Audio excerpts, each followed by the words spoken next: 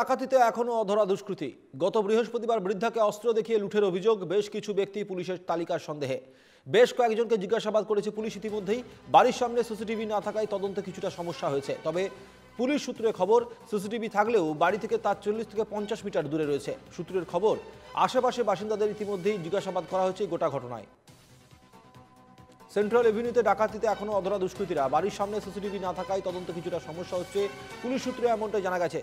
CCTV রয়েছে, তবে সেটা বাড়ি থেকে 40 থেকে 50 মিটার দূরে, এবং এই ঘটনায় ইতিমধ্যে আশেপাশের বাসিন্দাদের জিজ্ঞাসাবাদ করা হচ্ছে, যেটা জানা যাচ্ছে। আমরা দেখেছিলাম যে গত বৃহস্পতিবার বৃদ্ধাকে অস্ত্র দেখিয়ে লুটের অভিযোগ উঠেছিল সেন্ট্রাল এভিনিউতে, এবং এই ঘটনার পরিপ্রেক্ষিতে বেশ কিছু ব্যক্তিদের রয়েছে সেই সন্দেহের তালিকায়। বাড়ির পরিচারিকাকে জিজ্ঞাসাবাদ করা হয়েছে, এবং এই ঘটনার পরপরই পুলিশের তরফ থেকে যে তদন্ত শুরু করা হয়েছে, সেই তদন্ত এখনও পর্যন্ত তথ্যগুলো সামনে এসছে। যে সেই রাতের ঘটনায় যাদেরকে জিজ্ঞাসাবাদ করা হচ্ছিল, তারা যেটা জানিয়েছে যে ওদিন ঘরে বৃদ্ধা একাই ছিলেন এবং সঙ্গে একজন পরিচারিকাও ছিলেন। একজন ব্যক্তি এসেছিলেন, তাকে দেখা গেছিল এবং তিনি এসে কিছু বলেন, এবং তারপর দরজা খুলতেই সঙ্গে সঙ্গে লুটপাটের ঘটনাটি চালানো হয় আগ্নেয়াস্ত্র দেখিয়ে। ইন্দ্রনীল ঘোষ রয়েছেন আমাদের প্রতিনিধি বটতলা থানার সামনে থেকে। বটতলা থানার পুলিশ এখনো পর্যন্ত এই ঘটনার তদন্তে কি কি তথ্য সামনে এনেছে, ইন্দ্রনীল জানাও।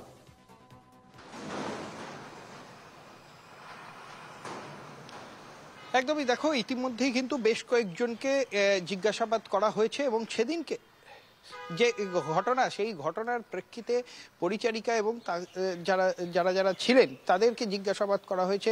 কখন সেই ব্যক্তি এসে দরজা নক করেছিল সেই বিষয়টি জানার চেষ্টা করা হচ্ছে, এবং ভেতরে কিভাবে প্রবেশ করলো, কারণ সামনের যে গেট, সেই গেট কিন্তু যথেষ্টই উঁচু, 5 ফুটের ওপরে উচ্চতা সেই জায়গায়।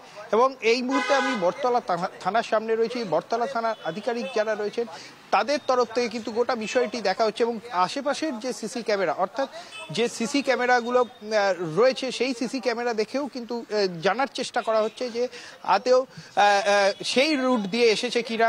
এবং শুধু তাই নয়, তাদের তরফ থেকে যেটা পুলিশ সূত্রে যেটা জানা যাচ্ছে যে বাড়ির ভেতরে কোথাও সিসি ক্যামেরা রয়েছে কিনা, সেই সিসি ক্যামেরা থেকে তাকে ভেতরে প্রবেশ করতে দেখা গিয়েছে কিনা, গোটা বিষয়টি কিন্তু তদন্ত করে দেখা হচ্ছে। ইতিমধ্যেই বেশ কয়েকজনকে জিজ্ঞাসাবাদ করা হয়েছে, এবং তাদের যে বয়ান, সেই বয়ান কিন্তু রেকর্ড করা হয়েছে, এবং সেই বয়ানের সঙ্গে মিলিয়ে দেখা হচ্ছে যে বৃহস্পতিবার রাত্রিবেলা যে ঘটনা, সেই ঘটনার এবং আশেপাশের যে দোকানগুলো রয়েছে, অর্থাৎ যে দোকানগুলো সন্ধ্যের পর, রাত্রি 10টার পর সেগুলো বন্ধ হয়ে গিয়েছিল বলেই তাদের তরফ থেকে জানানো হয়।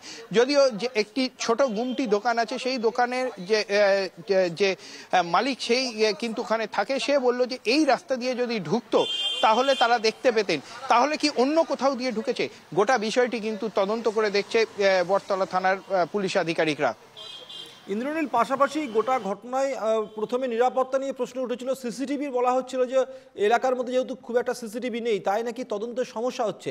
যে সিসিটিভি রয়েছে 40 থেকে 50 মিটার দূরে রয়েছে সেই সিসিটিভি থেকে কি এখনো পর্যন্ত কোনো ফুটেজ পাওয়া গেছে এরকম সন্দেহজনক?